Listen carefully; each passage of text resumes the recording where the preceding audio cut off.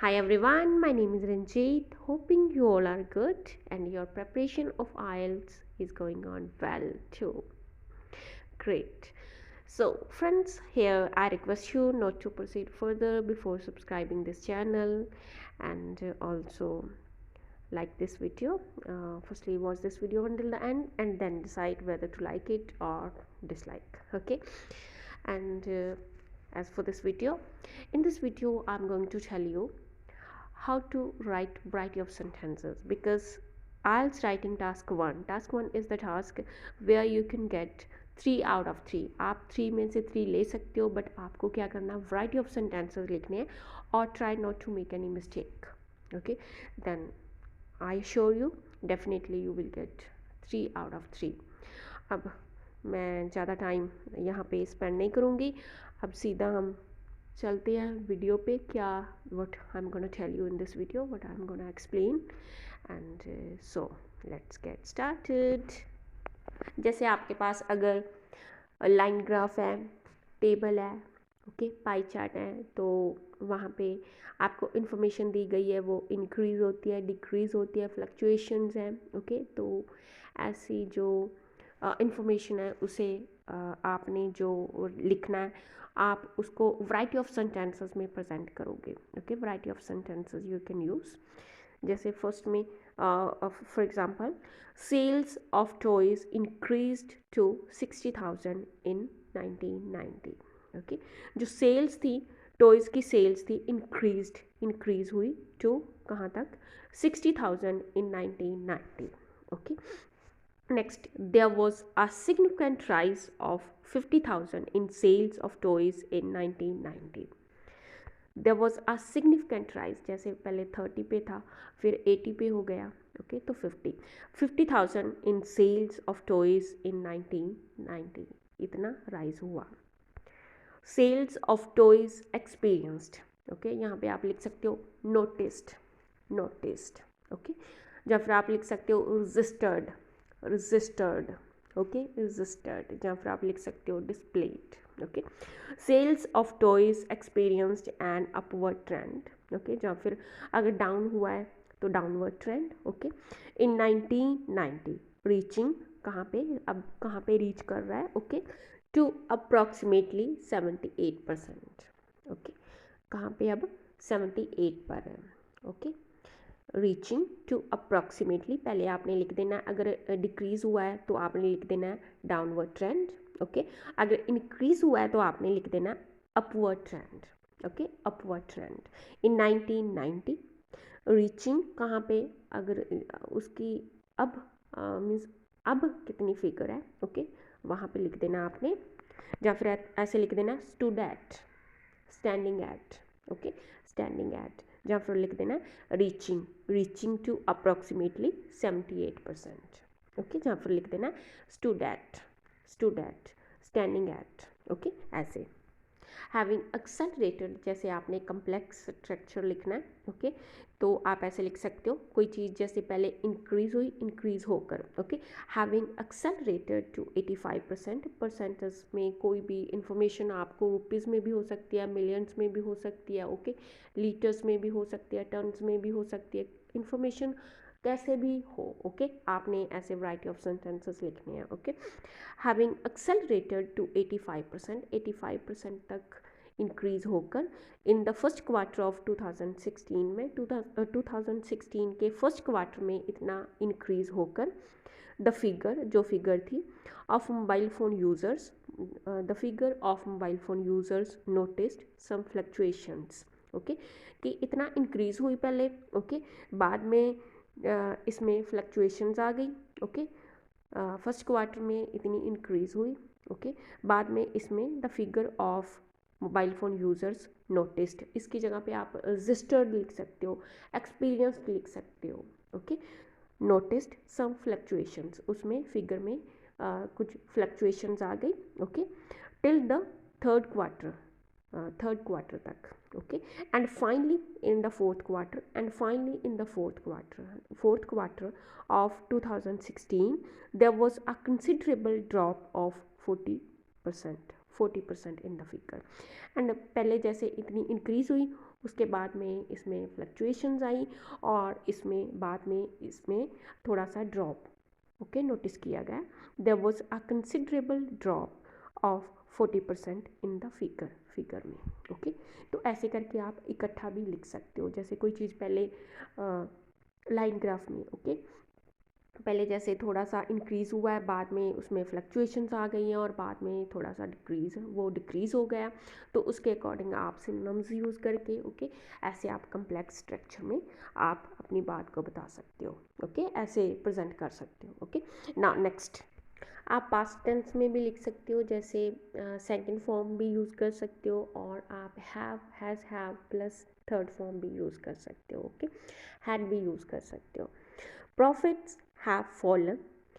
Profits have fallen by roughly या फिर nearly, approximately okay ऐसे आप लिख सकते हो. by roughly 15% ओके जो प्रॉफिट्स हैं वो नीचे गिरे by roughly 15% तक.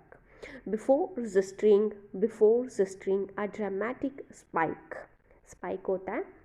Before registering a dramatic spike means to increase. Okay something increased. Okay to increase आप as a verb भी यूज़ कर सकते हो. जैसे spiked ed लगाकर okay sales for example coffee sales spiked in 1990 में coffee sales spiked it means के increase हुई. ओके ऐसे तो यहाँ पे जैसे ड्रामेटिक स्पाइक इसकी जगह पे आप लिख सकते हो सर्ज लिख सकते हो राइज लिख सकते हो ऐसे करके. प्रॉफिट्स आगे ब्रैकेट में ओके ड्रामेटिक स्पाइक आगे ब्रैकेट में जितना इंक्रीज हुआ है उतना आप लिखोगे इन द लेटर ईयर्स में. जैसे यहाँ पे बिफोर रजिस्टरिंग इट मीन्स के ये रजिस्टर करने से पहले जो प्रॉफिट्स थे वो रफली फॉलन मीन्स इतना फॉल हुए इतना वो नीचे गिरे. ओके इट मीन्स के पहले जो प्रॉफिट्स थे वो डिक्रीज़ हुए और बाद में उसमें इंक्रीज़ जैसे उन्होंने उसमें नोटिस किया गया कि वो कुछ इंक्रीज़ हुआ, पहले डिक्रीज़ हुआ बाद में इंक्रीज़ हुआ. ओके तो ऐसे बिफोर लगाकर आप लिख सकते हो. प्रॉफिट्स हैव फॉलन बाय रफली 15% बिफोर रजिस्टरिंग इट मीन्स के इसके आगे क्या हुआ before registering a dramatic spike आगे ब्रैकेट में लिखना चाहो तो लिख सकते हो छोड़ भी सकते हो I wish in the later years में. ओके आगे इसके आगे अगर ब्रैकेट में आपने नहीं लिखा तो आप लिख सकते हो विच वॉज. ओके या फिर लिख सकते हो द फिगर वॉज. आगे लिख सकते हो stood at the figure stood at या फिर स्टैंडिंग एट. ओके या फिर अमाउंट है तो आप लिख सकते हो द अमाउंट वॉज. ओके ऐसे करके. और अगर नहीं भी लिखना चाहते तो इसके बिना भी काम चलेगा. ओके सीधा ही आपने लिख देना है प्रॉफिट्स हैव फॉलन बाय रफली 15% before registering a dramatic spike of जितना इंक्रीज हुआ है स्पाइक ऑफ लिख के या फिर ब्रैकेट में आप लिख देना इन द लेटर ईयर्स और you can mention the particular year. Let's move forward. आगे जैसे आपको पाई चार्ट आता है उसमें डिफरेंट पार्ट्स होते हैं. जैसे कंट्रीज़ होती हैं ये कंट्री इतना जैसे ऑयल प्रोडक्शन है राइस प्रोडक्शन है या फिर जंक फूड है उसके बारे में है या फिर कोई और भी आ सकता है. ओके कि इतना जैसे आता है लेजर टाइम एक्टिविटीज़. ओके इतना इसमें इस कंट्री में इतना लोग ओके लेजर एक्टिविटीज़ इतना टाइम स्पेंड करते इसमें इतना तो फर्स्ट सेकंड थर्ड की बात हो जाती है. ओके तो ऐसे जैसे यहाँ पे है for example Brazil is the number 1 oil producing country जो फर्स्ट नंबर पे आता है. अगर कोई एक्टिविटी है जहाँ समथिंग लाइक दैट तो उसके अकॉर्डिंग आप लिखोगे Brazil is the number 1 oil producing country with 75%. Okay अगर नंबर्स है परसेंटेज में है मिलियंस में है उसके अकॉर्डिंग आप लिखोगे Brazil is the number 1 oil producing country with 75% of the total production. Total production का 75% है वो ब्राज़ील के पास आता है. नंबर 1 ऑयल प्रोड्यूसिंग कंट्री है. ओके या फिर आप यूज़ कर सकते हो हाईएस्ट यूज़ कर सकते हो. ओके ऐसे is at the first position आप यूज़ कर सकते हो. जैसे यहाँ पे मैंने किया number 1 75% of the total production, followed by, आगे इसके साथ ही आप फॉलोड यूज़ करके इसके साथ आप दो चीज़ें और यूज़ कर सकते हो, दो कंट्रीज़ और दो चीज़ों के बारे में, जैसे अगर एक्टिविटीज़ है तो दो और एक्टिविटीज़ के बारे में बोल सकते हो, अगर अप्लाइंसेज है तो उसके बारे में, कंट्रीज़ है ओके उसके बारे में, फॉलोड बाय जो दूसरे और तीसरे नंबर पर है okay, followed by India and Italy which comprised okay, followed by इसके बाद जो नंबर 1 नंबर 2 और 3 पे आती है, followed by India and Italy which comprised, उनके पास कितना कितना है, विच कंप्राइज्ड, यहाँ पे मैं बताऊँगी आपको कि आप कंप्राइज्ड की जगह पे आप और भी वर्ड्स मेरे पास हैं जो आप यूज़ कर सकते हो, मैं बताती हूँ आपको, जैसे कंटेन्ड आप यूज़ कर सकते हो ओके, इसके अलावा आप यूज़ कर सकते हो ऑक्युपाइड ओके, ऑक्युपाइड, या फिर आप यूज़ कर सकते हो कंसिस्टेड ओके, कंसिस्टेड, और या फिर आप यूज़ कर सकते हो contained, as I have told you okay, contained, 65% and 52% respectively okay, respectively, इसके आगे कर्मवार, जैसे रिस्पेक्टिवली इट मीन्स कि कोई चीज़ जैसे कर्मवार दी गई है ओके, जैसे इंडिया और इटली है उसको 65% और 55% कर्मवार ओके, रिस्पेक्टिवली। आगे प्रॉफिट्स मल्टीप्लाइड, जैसे आप ये सिनो है मल्टीप्लाई, ये सिनो है इंक्रीज़ का, मल्टीप्लाई जैसे डबल से ज़्यादा कोई चीज़ हो गई है okay, the profits multiplied okay, आगे आपने ब्रैकेट में लिख देना जितना इंक्रीज़ हुआ है okay, the profits multiplied with in 1 decade, 1 decade में जो प्रॉफिट से ओके, या फिर सेल्स जो भी कुछ भी हो सकता है ओके, प्राइसेस हो सकते कुछ भी हो सकता है okay,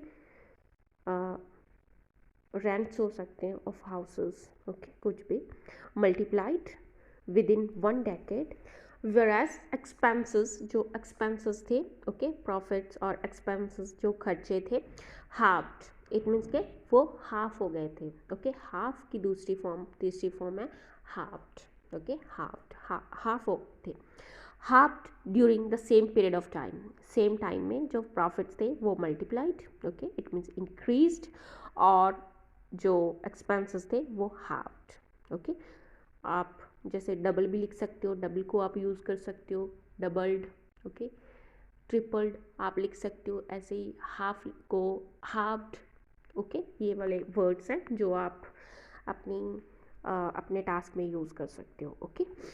So friends, that's all about this task. If you really got something important, informative from my video, please consider liking this video and also subscribe my channel for more such wonderful informative videos. Now I'll meet you in another such wonderful informative video. Till then, take care, keep watching my videos. Thanks for watching and happy learning.